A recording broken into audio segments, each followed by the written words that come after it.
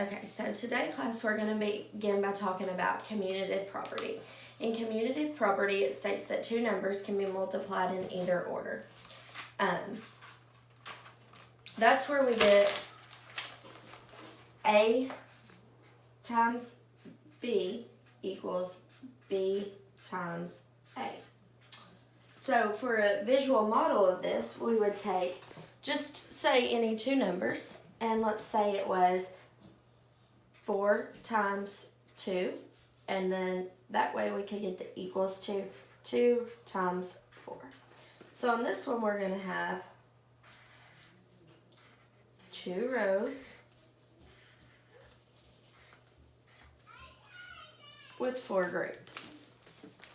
And then on this one, you would get a much longer one and take 2 rows again and 4 groups. But it still equals the same number in the end.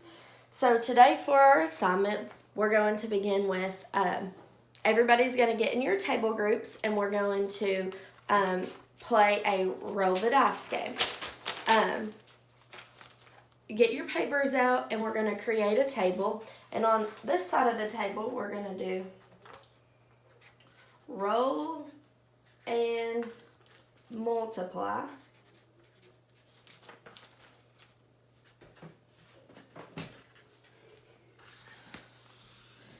And on this side of the table is going to be the commutative property. So to begin this today, once y'all are in y'all's table groups, you're going to get your dice out. And to begin, we're going to just roll the dice. And I have 4 times 6. And then on the other side is your commutative property. And we will figure out the answers once we're all done. But once you roll, and as you're waiting on your partners to finish rolling theirs, you're going to go to the other side and write it in the commutative property way.